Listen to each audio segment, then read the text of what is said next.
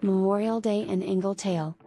There are only some that don't react when they hear a foreign voice in their head. Leanne was one of those special individuals. The voice that resounded within had come to her when he had time to escape from other occupations. The first time, he made himself clear he didn't want to possess Leanne, he wanted an escape.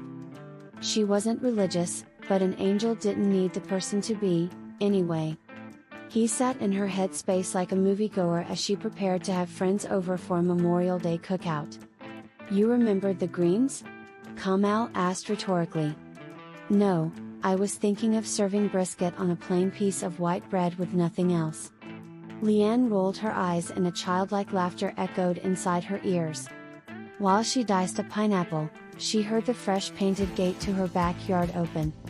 The first of her guests was her old friend George, a tall and lanky former police officer with salt and pepper hair. "Honey?" Leanne greeted as she hugged George. "I brought a present." He pulled out a bag from his slacks. There were several cartridges for a vape pen and both Leanne and Kamal inhaled a strong scent. "Weed's not going to affect you, is it?" Leanne thought to Kamal. "I'm fine if it does.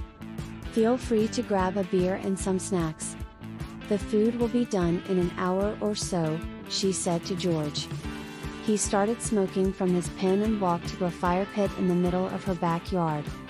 As she finished dicing the fruit and several other vegetables, Leanne saw her neighbor 3 houses down take her dog out. "What's that smell?" the neighbor with a pixie cut and colored brunette hair cried to herself. Kamal made Leanne eat a piece of carrot as she was occupied with staring at the nosy neighbor. He always liked vegetables, especially since she added brown sugar to some of them to add flavor. Leanne's daughter, Bee, walked into the yard with her boyfriend and several other guests. "Here's the party," George said as he stood and hugged Bee. "Uncle George. This is my boyfriend Max and his brother Steven." The party was in full swing as Leanne finished putting all the food together. Over a day and a half, she cooked mustard greens, brisket, pan-fried chicken, fried green tomatoes and baked mac and cheese with bacon. There was more than enough for a small army. While Kamal didn't need to eat, he enjoyed experiencing the flavors secondhand from Leanne.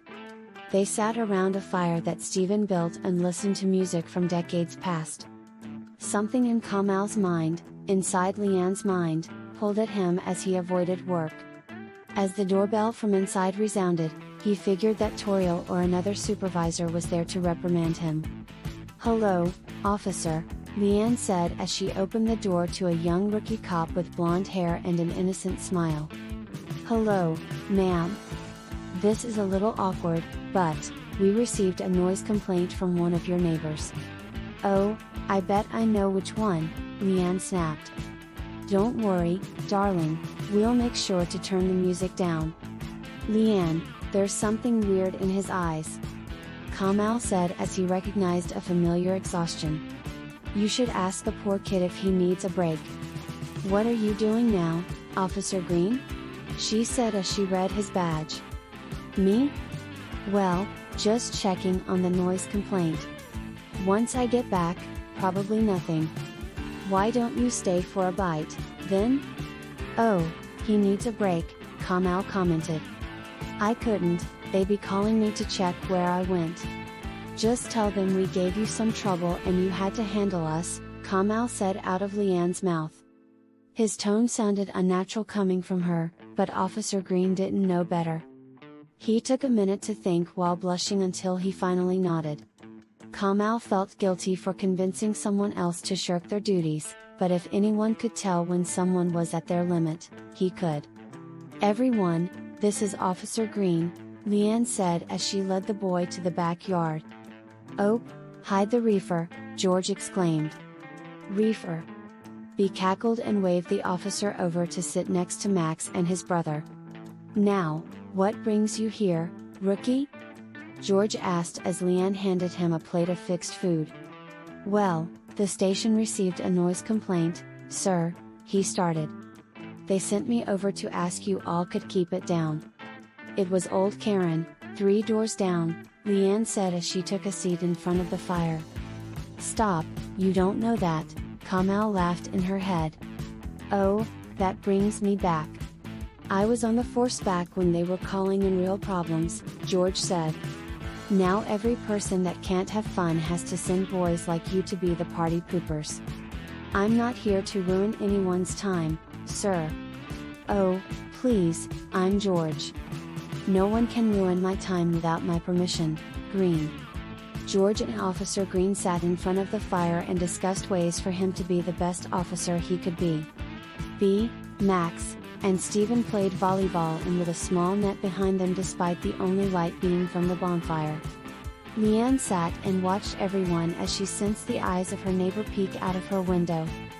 Well, this has been fun, young lady, Kamal said as he stood in Leanne's mind. Are you back to work, honey? Sadly, but I'll be back to check on you before you know it, he explained. Bless you and everyone here, I'll see you next time. See you around, babe. You're welcome in this head of mine, anytime. Mom, are you crying? Bea said as she picked up the volleyball that rolled to Leanne's feet. Yeah. It's nothing, honey. I was thinking of a friend I've known since childhood. He couldn't make it tonight? Oh, he's always around. I'm sure he'll turn up when I least expect. That's how he's always been, she explained. And if he's too late, I'm sure I'll hear from him eventually. If you say so, Mama. Leanne started to fall asleep in her chair as the night went on. She had no dreams, nor did she shift to become more comfortable. Instead, after Kamal left, she followed him to work. Leanne found him sitting at a desk in a large library with millions of ancient books. When she walked up, he stood and embraced her in a warm light. Thanks for watching. Don't forget to like, comment, share, or subscribe if you like the video.